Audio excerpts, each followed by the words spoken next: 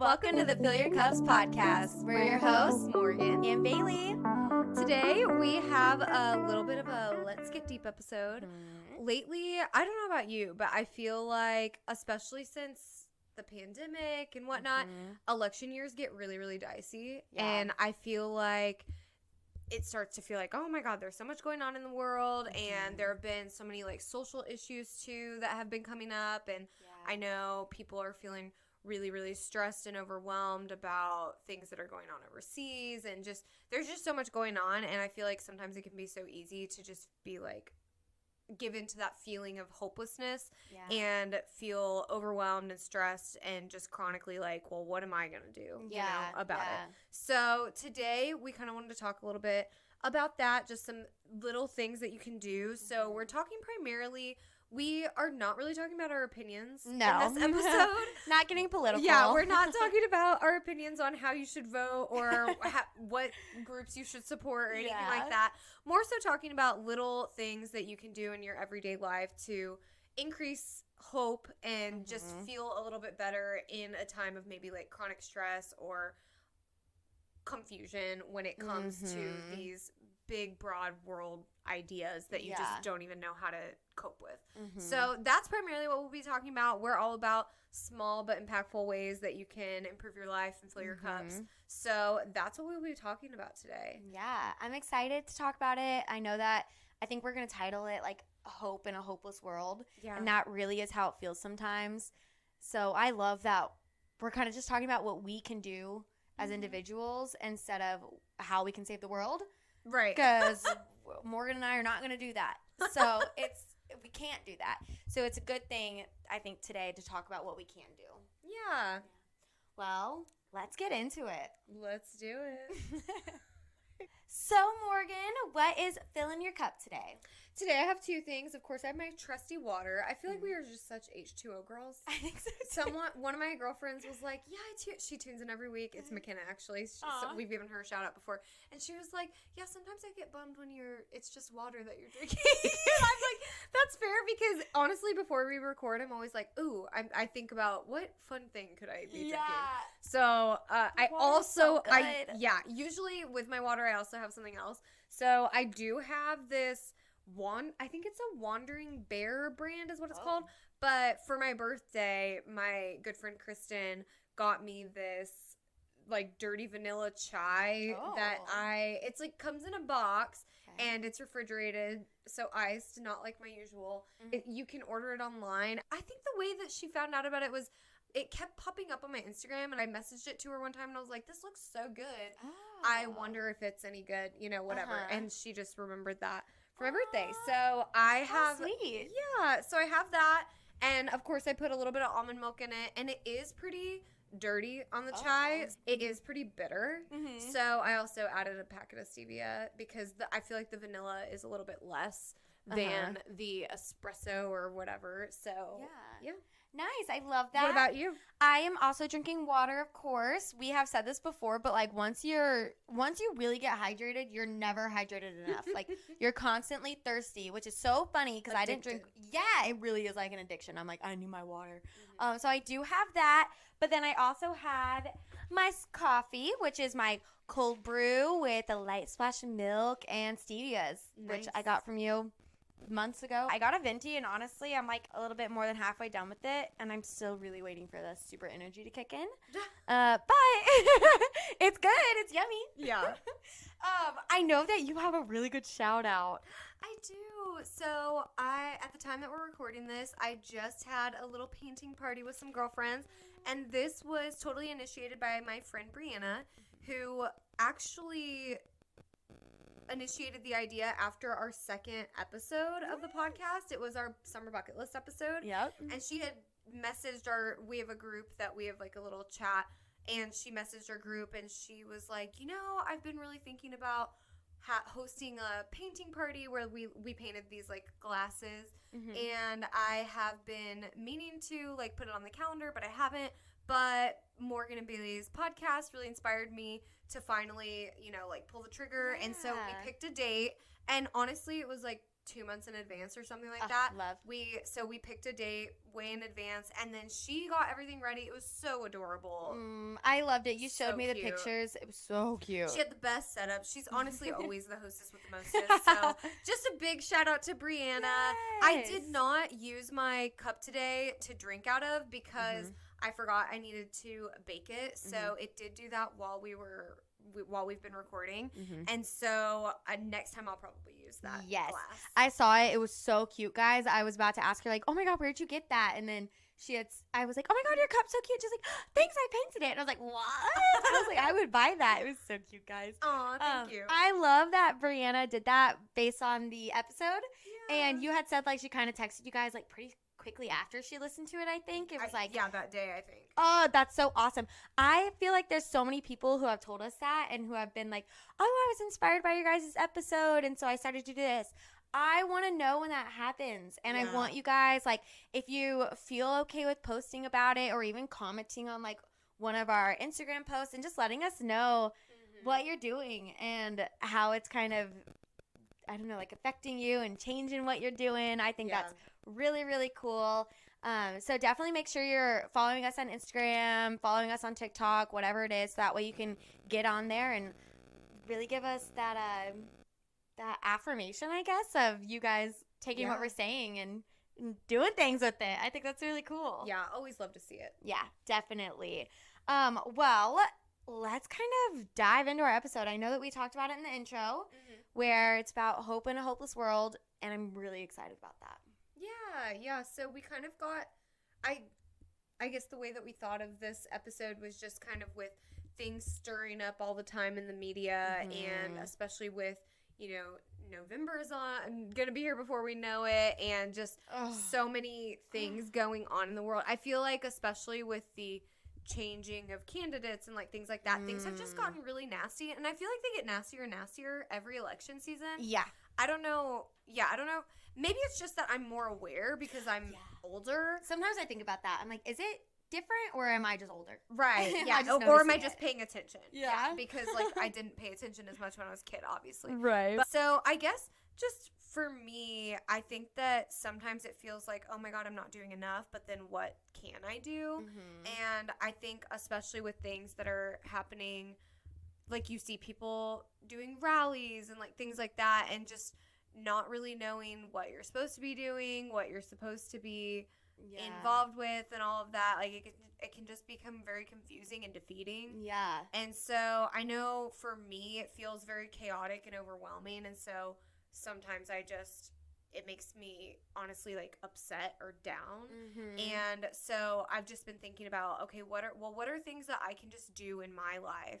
Like when I'm feeling that way, when I'm feeling really defeated or whatever, what's just like the one little thing that I can do to kind of elevate that feeling of hope and lift my spirits a bit and help put a little bit of good back into the world, rather than trying to focus on like the huge like what can you do on your actual level that you're on and not from a presidential level. Yeah, seriously.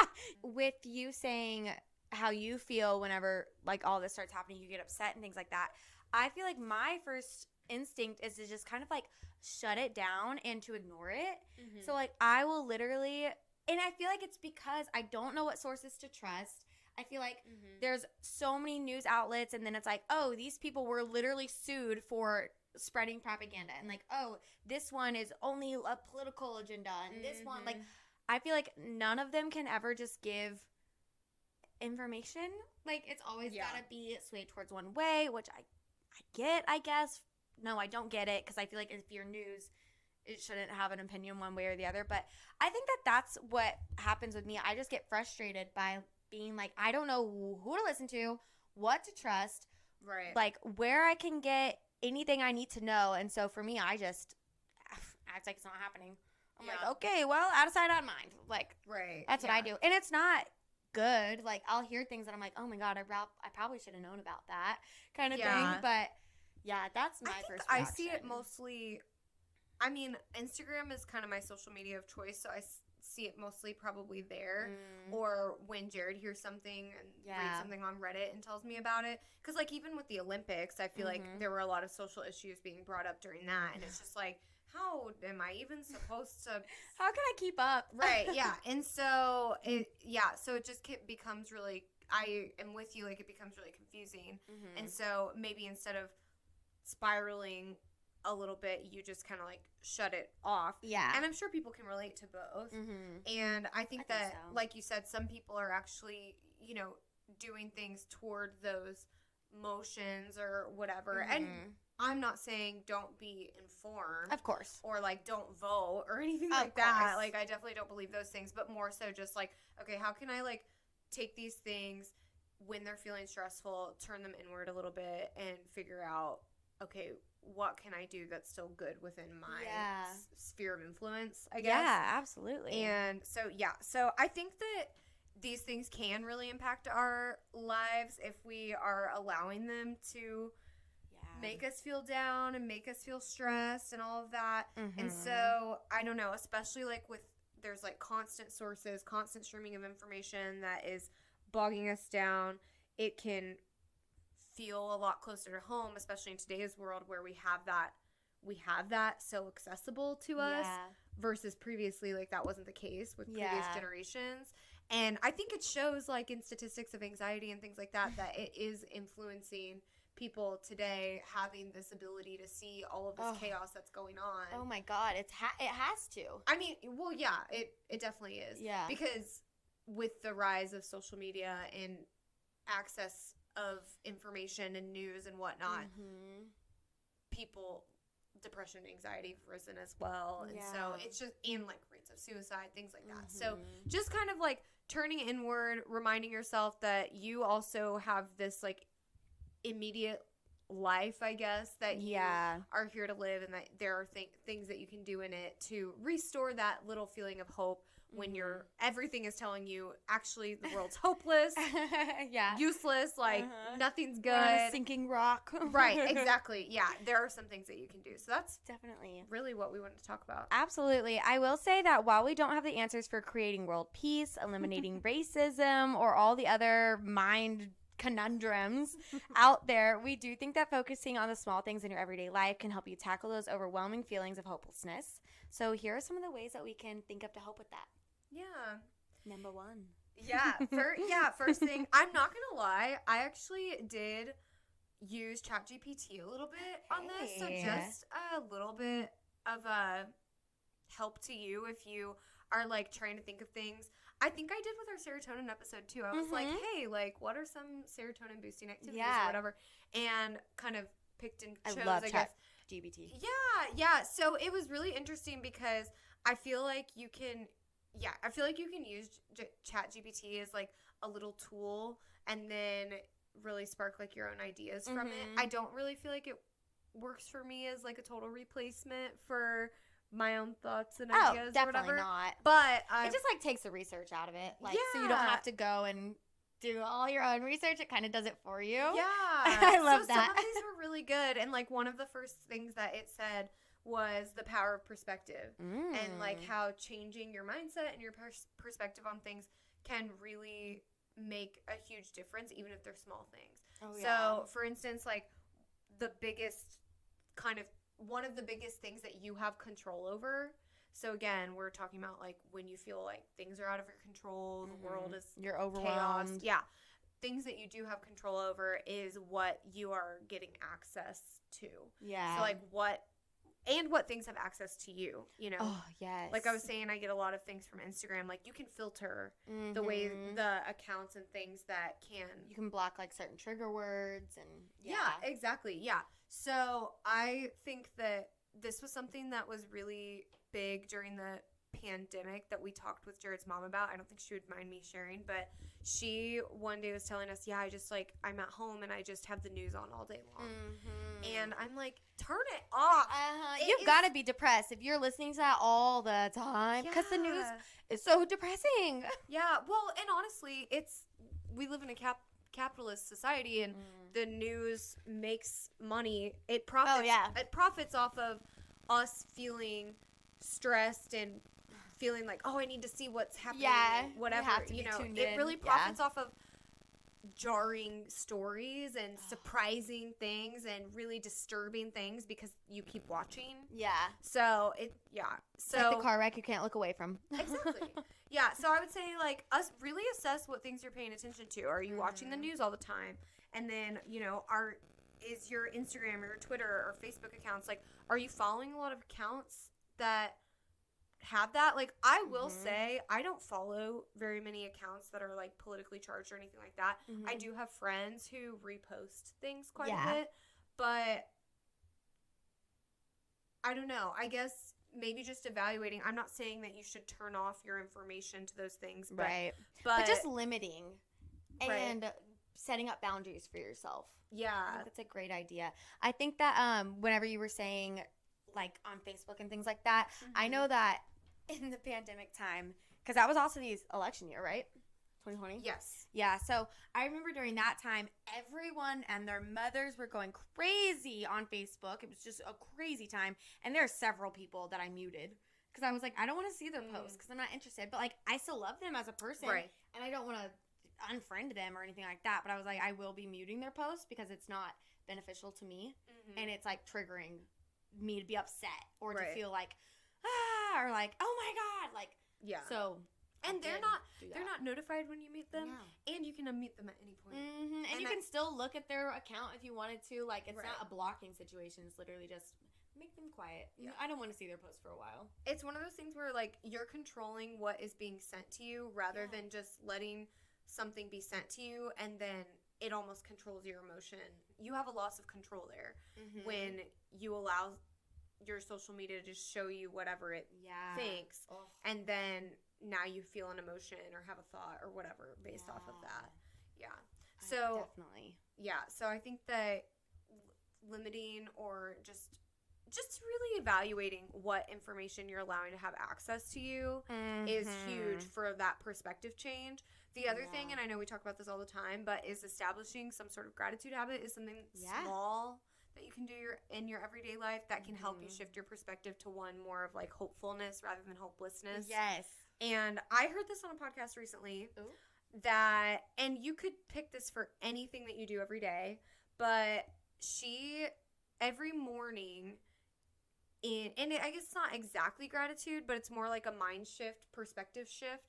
Every morning when she brushes her teeth, while she's brushing her teeth, she thinks about something that she's excited for the day. Oh, that's nice. And then every night when she brushes her teeth, she thinks about something that she's proud of herself that she did that day. I love that. I loved that. I was like, you have to feel more hopeful if you're doing that every day. And obviously, if you don't brush your teeth in the morning and the nighttime, then that wouldn't work for you. But just pick anything. Like, as you make your cup of coffee, as you're like, I pour the grounds in, whatever. As you're getting dressed for work and then getting dressed in your pajamas. There you go, yeah. Do you change into your pajamas, like, every night?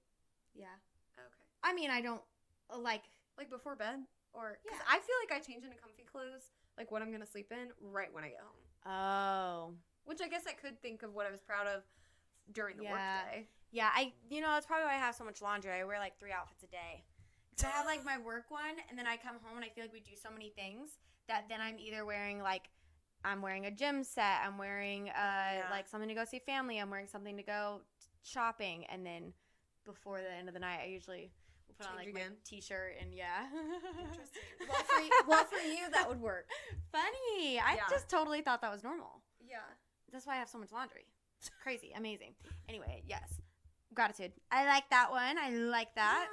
Yeah. I feel like there are little, I don't know if there are other little habits or, like, things that you could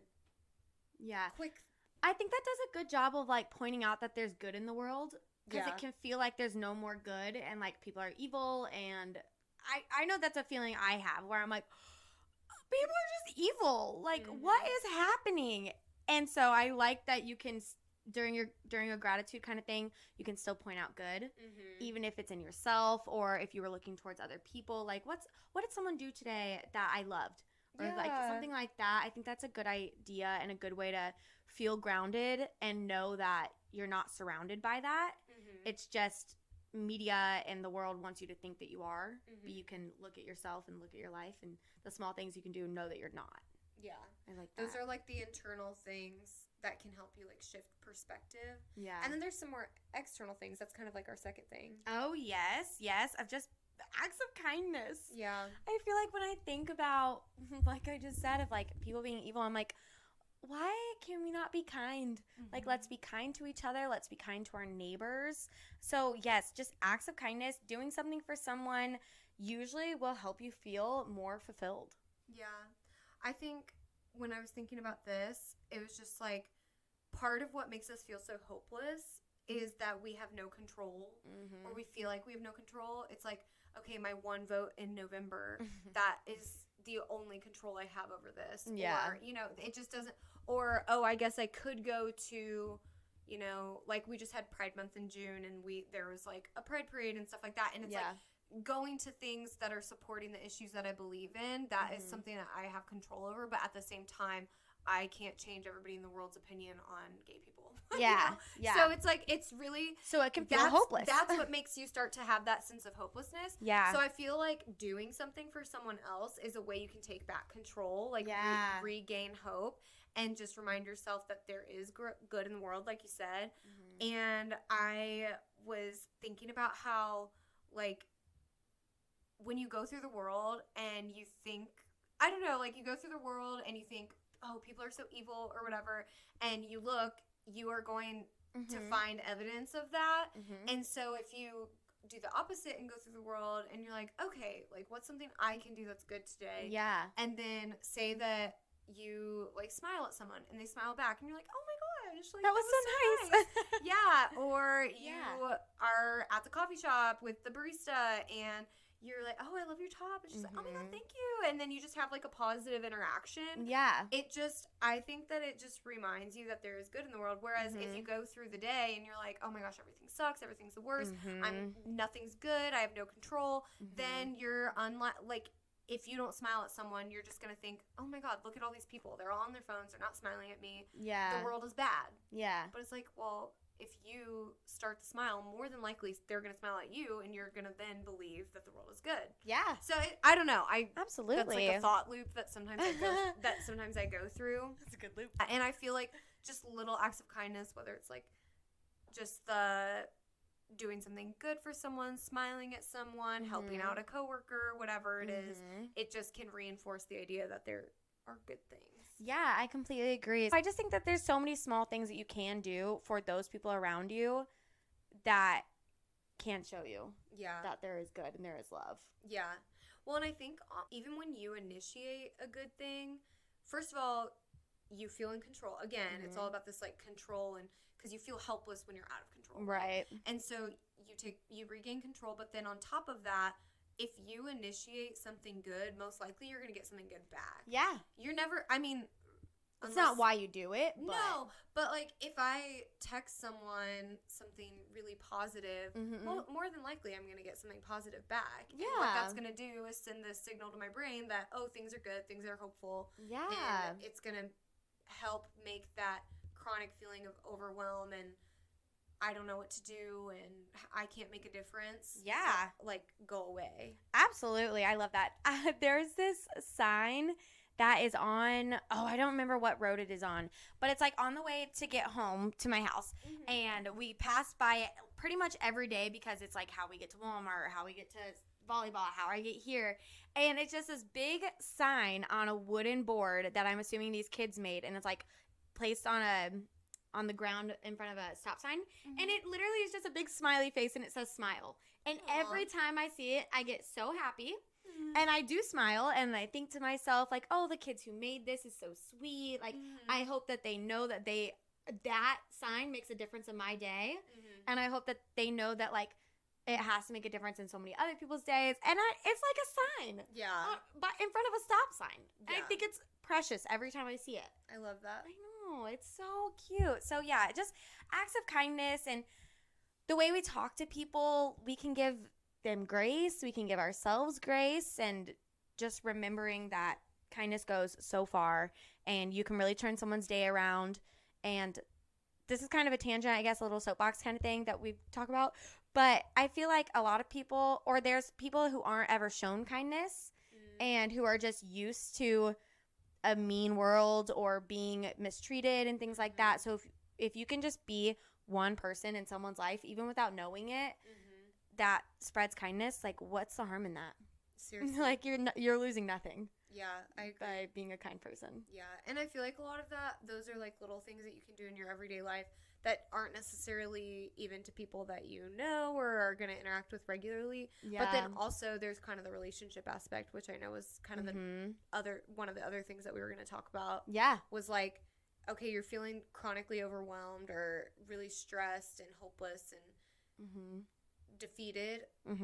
Then, you know, that might be a time again to turn inward instead of like isolating yourself and giving into that feeling, turning to friendships or relationships that are positive for you. Yeah, absolutely. I really like that one. I think that you can also find people in your life who maybe you can kind of use as a trusted source for finding out this information, or for, like you said in our book club episode, if you guys haven't checked that one out, but Morgan said that Jared will sometimes screen TV episodes for her and be like, you should or you shouldn't watch this. I think that that's a great thing if you can have someone trusted in your life who will know that that's too much for you, kind of thing. Yeah. I know in my life, like Mason is very much that person for me who I feel like he's just good at giving me the facts and it's not overwhelming, and he's good at like teaching me because I feel like he knows how I need to be taught and like how my brain spirals and things like that. So I think that that could be really cool. I hope that people can have someone like that in their lives for them. I don't know if everyone does, but I know for me, Mason's a trusted source that I can ask even like the dumbest questions where I'm like, listen, I don't understand what's happening politically with this, or like I don't understand why this is happening, and then he can kind of give me a like Bailey version of it. Oh yeah. Which I love that. It's also just I feel like that's also having somebody who's kind of a safe space, or just a friend or a couple of friends that you feel comfortable with showing a little bit of your ignorance. Yeah. Or even disagreeing without it being contentious. Yeah. And I feel like we have a couple of friends that are like that for me. And sometimes I'll enter the conversation totally just like, okay, but then why does the other side think that this is good? Yeah. Like, obviously, our strong opinion is that this is bad. Why? What's the opposite case? Because I don't understand. You're like, if it's so bad, how can anyone think it's good? Exactly. Where is those thoughts? So it kind of helps to have people that you can have a safe space with and bounce those things off of. Yeah. Without getting so upset about the potential of disagreeing. Oh my gosh, yes. Or the potential of them being like, how do you not know this? Yes. And that's where kindness goes into it again. Right. Like, if we can have a conversation built around kindness, then you can have conversations about the hard things or the things that you don't know, and like lead with love. Yeah. Kind of thing. Well, and then honestly, kind of like what we were saying about limiting access to other things. Yeah. I think it goes on the flip side too, that if you are finding yourself constantly engaging in conversations with people where you're just fighting and you're not getting anywhere with each other, like, why are you doing that? What is the point? All it really creates is just heightened aggression and upsetness and just anger, I feel like. Yeah. But some people kind of feed off of that, you know? And I do understand if you're more passionate about certain issues than maybe we are, that would be the case for you. But I think more than likely the best place to really stew out those topics and subjects is when there's an agreement that, okay, we're not getting mad at each other. We're simply just talking about ideas. Yeah. And trying to understand each other a little bit better. Yeah, I like that a lot. I like the talking about ideas part of it, because there's so much and there's so much information. Right. So you might as well just bounce off each other. Yeah, right. Another thing that I love when talking about relationships that I hear every once in a while and think is such a good idea is constantly evaluating when you leave. I don't know if you do this, but I feel like I used to do it a lot when I would like leave a group, and I was always driving people whenever we got together, and we would get in the car, or you would get in the car with me or whatever, and I'd be like, I just love so-and-so or whatever. You know, I just love this person. I less often am driving people around now, Mm-hmm. but when I get in the car after like hanging out with someone, I evaluate what my initial feeling is, Mm-hmm. because I also feel like sometimes you get in the car after going out with someone and you're like, I'm so tired, I'm so ready to go home. Of course. And that does not mean that they're a bad person or anything, Mm-hmm. but it just might mean that you can pay attention to the energy that they're giving or taking from you. Yeah. And that maybe you can adjust time spent with those people Yeah. accordingly. And so I really take note Mm. of when I get in the car and I'm like, I just really love this person, or I just feel so good around this person. Yeah. And I really try to build in more time with those people, like in my Yeah. calendar. It's like the people who are filling your cups. Exactly. Yeah. Yeah. People who are filling your cups. Yeah. So I don't know, when I think about focusing on relationships, I think that that's something that can really create a sense of hopelessness in you if you are not focusing on relationships that really lift you up. Yeah. So, not to say that you should Absolutely. get rid of the other relationships. No. But just maybe adjusting. It's just like the Instagram thing, like, Mm-hmm. or Facebook. Just adjusting how much of it is Yeah. influencing your life. And, Yep. Yeah. Like you can mute them. You don't have to remove them. Right, exactly. But you can mute it for a little bit and kind of figure out what posts you don't want to be seeing, what trigger words you don't want to be seeing. It's easy to like control that aspect of it. I feel like on the opposite side of just how relationships go, and again with the kindness, I feel like a lot of times whenever if you get in the car with someone after an event, and let's say it was like a drama was at the event or something like that, it can be so easy to get into the drama and the gossiping and the kind of hateful side of things. And I think about this a lot throughout this episode, we kind of have said there's a lot of hate in the world, and I feel like even myself, I'll look at people and be like, oh my gosh, these people are just spreading hate, or why are both of the politicians just fighting with each other back and forth, and they're just saying awful things about each other behind each other's back. And then I'm like, am I any better? Yeah, am I any better? I'm getting mad at them for doing that because they're the face of the nation, but am I any better? Like, I do that behind closed doors. I do that with people I feel comfortable with, and it's like, can we, instead of spreading hate still and being angry and being negative and saying these things about people, can we instead flip it and try to change ourselves and like be the change that we want to see kind of thing, you know what I mean? And that's a hard one, especially for me. I'm a talker and I'm a busybody, so I want to know what's going on. I want to know who said what. I want to know what their opinions are and blah blah blah. But it's good to try to hone in, Put it in check. and put it in check, put it in perspective. And I think that that's something that we could all be better at and be a little less hypocritical about as well. I like that a lot. I was listening to the Genius Life podcast. It's one of my favorites right now, and Simon Sinek was on it. Have you heard of him? I don't think so. He wrote Know Your Why, or no, Start With Why. Ooh, okay. And he's a big like TED Talk podcast author, speaker, whatever. Yeah. And one thing he taught, one little like phrase, I'm all about the little phrases. Of course. Just little things I can take and implement. But one of the things that he said on the podcast this last week that I have been taking away and noticing is what good will this do? And because it's such a simple way of, if I'm, I'm like, oh my gosh, and like really, really upset about something, or honestly I was earlier today, you saw. and just if I'm constantly saying to myself when I'm doing something, saying something, reacting to something, what good will this do? And if it's gonna do zero good or even some bad, probably doesn't need to happen.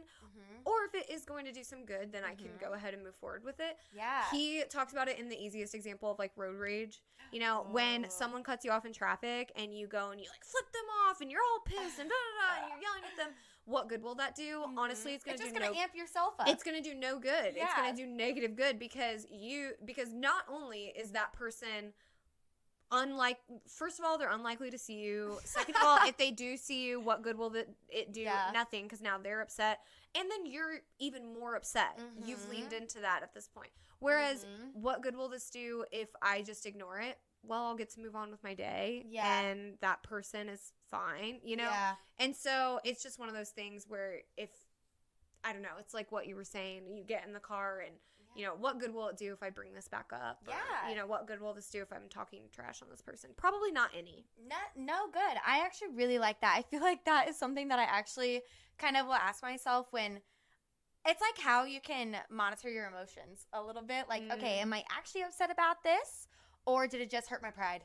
Yeah. Or like, or is it just after 9 p.m.? Is it after 9 p.m.? No, that's a serious thing, Morgan. I'm like, hold on. I can't talk about this tonight. What good will it do? It will do no good. It will send me to bed upset, and I'll have a fight with my husband right before bed. Like, what good will it do? Yeah. No good at all. Now, if I wake up in the morning so upset about it, what good will it do? It will increase our love. It will better our relationship. It will make me feel better. Like that. Yeah. And that's good.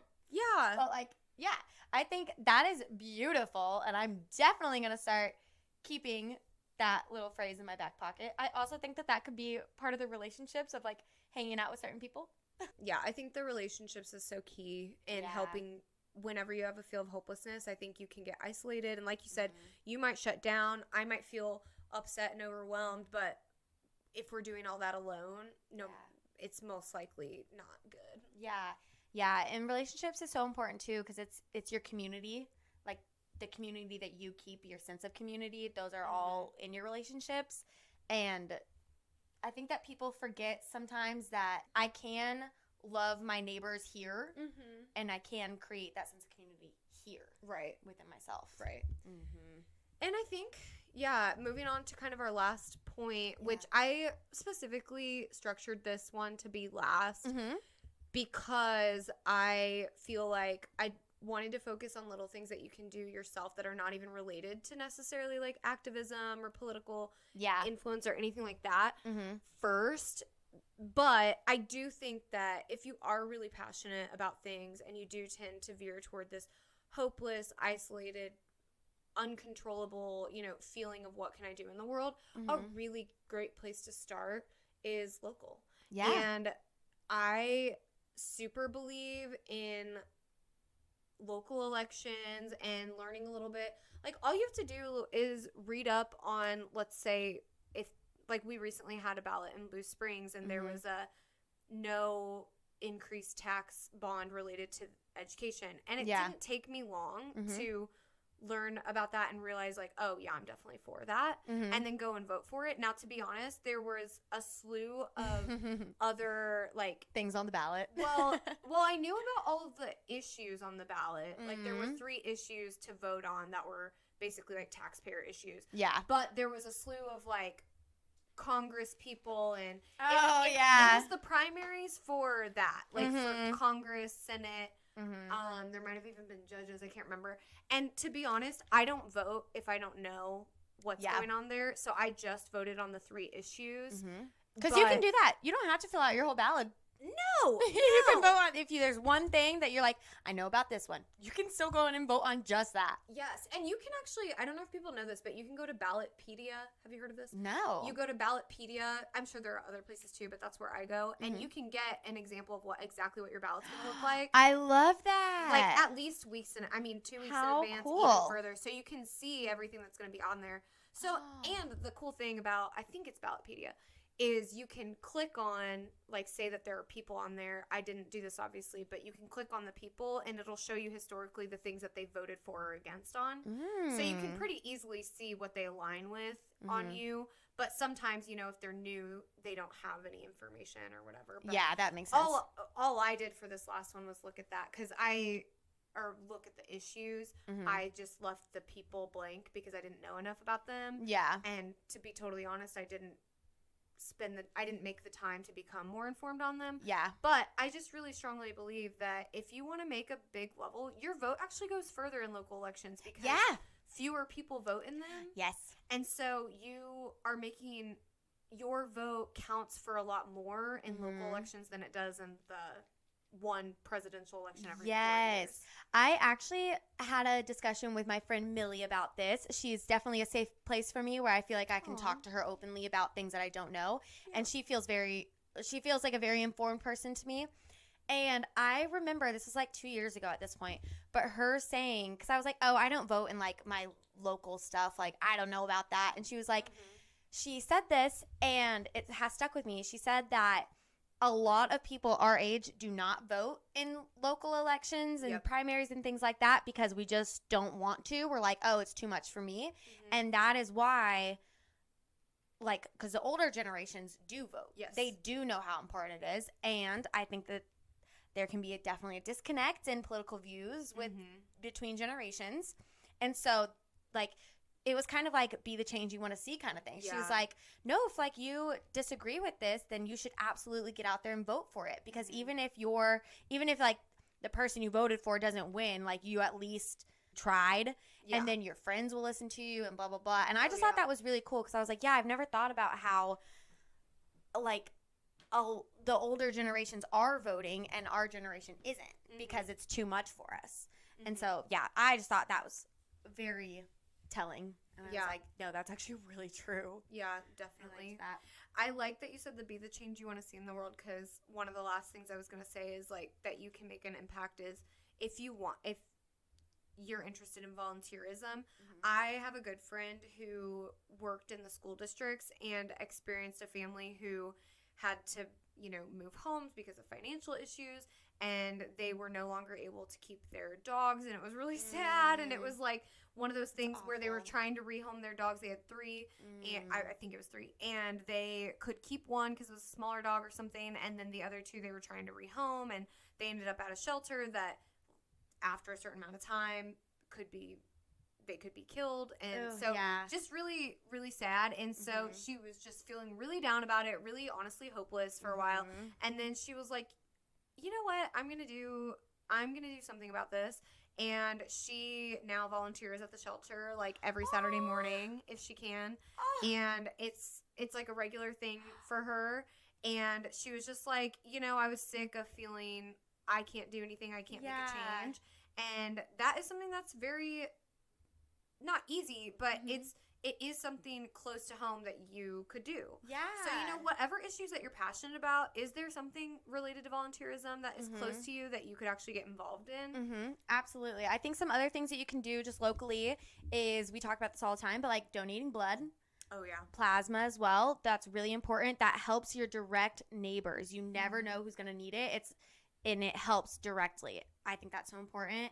I think another thing you can do, and people forget about this, is like literally supporting your own friends who are in your own circle. Like, someone's down bad on their luck. Let's give them a ride to work. Like, their car's not working. Don't say, oh, man, that's a bummer. I hope you get it figured out. Yeah. Let's, get proactive with it. Let's do something for them. I think that people forget that you can support your own friends in that way. Right. So I really like that one. And then just kind of a last one, and I know that this one's kind of weird sometimes because who's telling the truth and who's not, but like supporting people who are homeless. And like, I know sometimes people are lying. I know sometimes it's like, oh, they make more money in a day than I do and blah, blah, blah. But like, change your perspective. They're out in the street. You have a couple dollars, you give it to them. I think Mom and Chloe Love keep a little like kit in their car where there's things in there that they can just give out whenever they see someone in need. So I think that that's something you can do like on your own corner. Yeah. There's someone to help. Yeah. Definitely. And I'm not saying you have to take them in. I'm not saying you have to get them a job, but just a few dollars or water, like whatever you're seeing. I don't know. Yeah. I think that can be helpful. Yeah. In your own neighborhood. Yeah, the change you want to see. Change you want to see. Yeah. I love it. Well, I feel more hopeful. Me too. After talking about all these good things. Me too. I'm like, oh, there really is so much you can do. There's so much you can do. I know. When you're feeling it, I don't know. It's such a good reminder that when you're feeling like, oh, there's nothing I can do, there is so much that you can do. Yeah. And yeah, I don't know. I love that. Well, even if this reaches out to one person who does something different in their life, or one person who stops with the road rage in the car, especially with their kids in the back seat, like, if this can even reach one person, then I think this episode did what it was supposed to do. Yeah, and please let us know. We said this at the beginning, but we'd love to know, if this sparks an idea for you, tell us. And honestly, we might shout you out next time. Who knows? Yes. But tell us. We'd love to hear how it is hitting you, if it's benefiting you, and if you feel like it would benefit someone else, please share with friends, loved ones, anybody that you think could benefit from it. Yes, anyone who needs hope in a hopeless world, share it with them. Well, thanks guys for tuning in. We hope that you enjoyed this episode. I think we really enjoyed recording it and getting to talk about it. So we hope you enjoy it, and we'll talk to you next week. Cheers!